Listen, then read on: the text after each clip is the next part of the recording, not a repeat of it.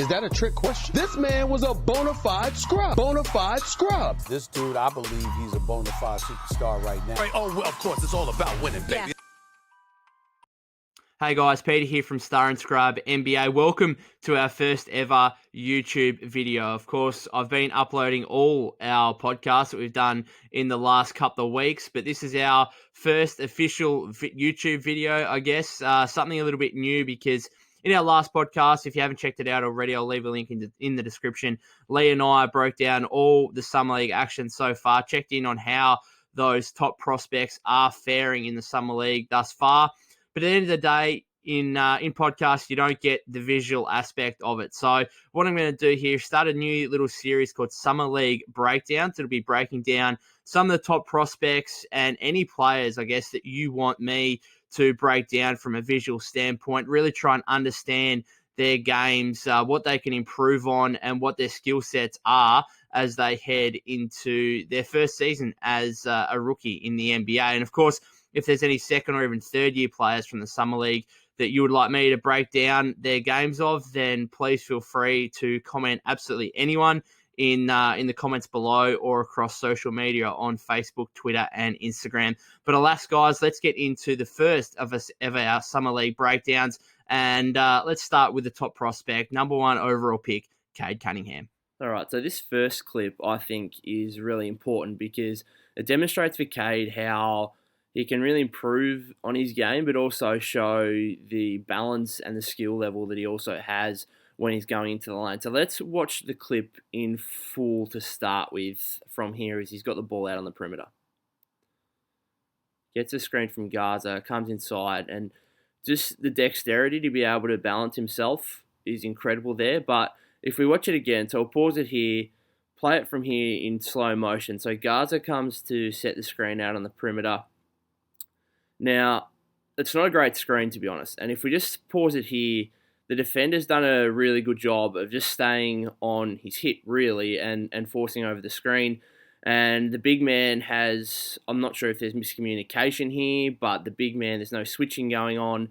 So it's basically left Gaza, who's popped to the three-point line, all by himself. Now, if I'm Cade Cunningham in this situation, you can see the space here between himself and Gaza. Now, for example, Gaza, or for context, Gaza is a pretty good three-point shooter. Yes, he's a big man, but he shot 44% or 42%, one of the two, in college last season. So he's actually a knockdown three-point shooter. So we're not talking about, JaVale McGee or, Ben Simmons out on the perimeter. We're talking about a decent three-point shooter. So for Cade here, he can see that he's now got two guys defending him. He really should be kicking this out to Gaza at the perimeter. From that point, Gaza can then take the three-point shot, or perhaps this weak side defender comes across, guards Gaza, and then there's an easy three-point shot to the corner here, or the offender here can cut to the rim. The offensive player, can cut to the rim and get an easy basket baseline there. So from this position, that is probably the easiest play to make. But unfortunately, if we play it a little bit further, now we can see Cade get himself into a really difficult position where, to me, there's just nowhere really to go. And from this point, the most likely outcome, I would think, is probably a turnover, a strip, or a jump ball. I think that's probably the most realistic scenario from here. There's nowhere he can go apart from basically try and force a shot, which is what he ends up doing at the end of the day. So we'll play it again from here. You can see here, he uses his left arm, I think it is, a little bit, just to kind of push off fractionally. Now, is that an offensive foul? No, because at the end of the day, there's so much going on there in traffic that the ref is never going to call that. But he just pushes off ever so slightly and then uses the balance and the skill just to throw up a prayer, really. But it's not just the fact that went in, it's the fact that from that position, he was able to actually get a shot off at all, to be honest, in order to bank it in. As we look at it a bit more closely, I mean, you can see here, the left arm just pushes off in the chest a little bit. The ref's never going to call an offensive foul on that, so there's no worries there. But just the fact from this position he's able to actually get a shot off is incredible in itself, let alone the fact that we can see him bank it in. Absolutely extraordinary. Demonstrates the fact that he should be able to hopefully in time make that pass out to Gaza and lead to a better shot, a better quality shot for his team, but also demonstrates the incredible shot-making ability that he has and will have going forward into the NBA.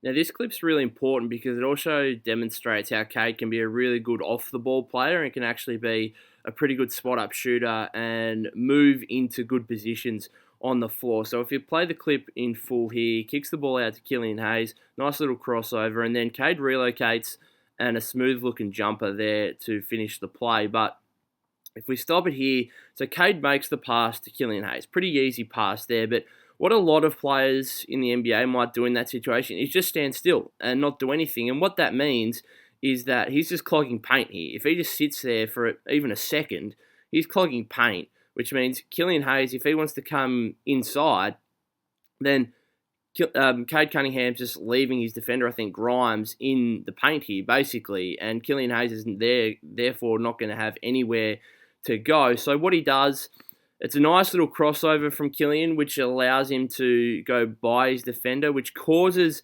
Cunningham's defender, Grimes, to come across. It's not really fully coming across, but it is kind of having a bite each way. Killian makes the right play, makes Grimes commit as far as he can before shooting that pass to Cade, and Cade's done a great job of relocating. This is what the best shooters do, I think, in the NBA, is they're always moving off ball, and they're always, once they give up the ball, you look at Steph Curry or someone like that, once they give up the ball, they're always relocating and making defenders work really hard to basically chase them around the three-point line and prevent them from getting a decent shot off. So if we look at Cade here, Grimes does a fairly good job of trying to come back and contest, but Cade's done a good enough job, and Killian's done a pretty good job as well, just to wait to that right moment to make the pass. And then Cade's got a fairly good look here from three. It's an attempt at a closeout by Grimes, but in the end, that's a pretty good look for any high-quality NBA three-point shooter. Pretty good form there, and he knocks down the three. He made 7 threes in this game, so that was one of them there, and he did it in a few different ways, and that's a great start to be able to see that Cade Cunningham can do something like that, can give the ball up and then relocate to the three-point line and knock down his shots, because that is just going to make him an even better offensive player. So the third and final play we're going to show here is again Cade out on the perimeter, well behind the three-point line, acting as the ball handler in the pick-and-roll situation. If we watch it in full here, gets a screen from Gaza, gets just enough space to get a good look from three and knock it down. Now, if we look at this again here, Gaza sets the screen, and it's a pretty good effort by the defender to actually get over the screen. And it means that if we watch it here, he's on his hip. He's actually done a pretty good job, to be honest, of pushing over that screen and actually getting fairly close to Cade. But at the end of the day, you want someone in front of him. Now, I think this is Obi Toppin here defending. Now, he's leaving all this space here, which is, it's not all this space. A lot of the defenders in the NBA, a lot of the big guys, Obi Toppin's pretty athletic, but if you've got a traditional center, then there's actually a lot of centers in the league that play just drop coverage all the time and will actually be around here and actually further back. If you look at someone like a Brook Lopez early in the NBA Finals against Phoenix when he was forcing to be switched against the likes of Devin Booker and Chris Paul, he just loves sitting next to the paint. A lot of centers do at the end of the day. So Obi Toppin's actually not too far away here, but what he does is he moves back. He's not moving up into Cade.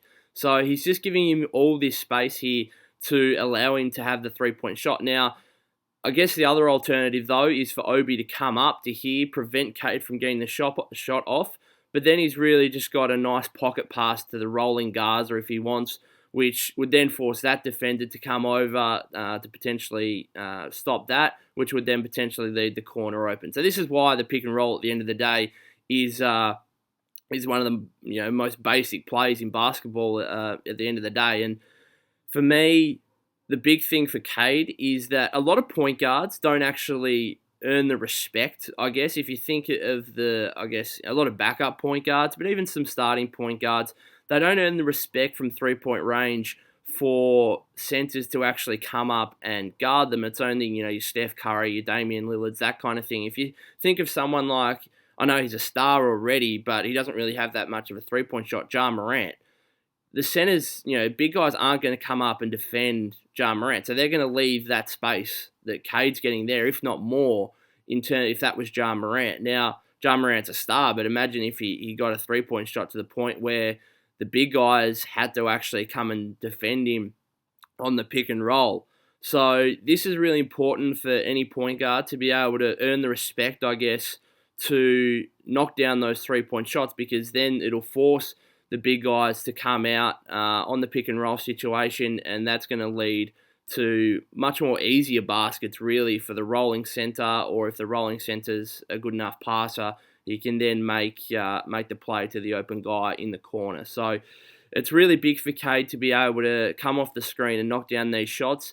As we said, I think it's Grimes again. Does a pretty good job of being on his hip, but at the end of the day, Cade doesn't really worry about it. And you really want someone in your face rather than your hip. Yes, it's slightly annoying maybe, but he's not going to have too much concern about Grimes in this situation.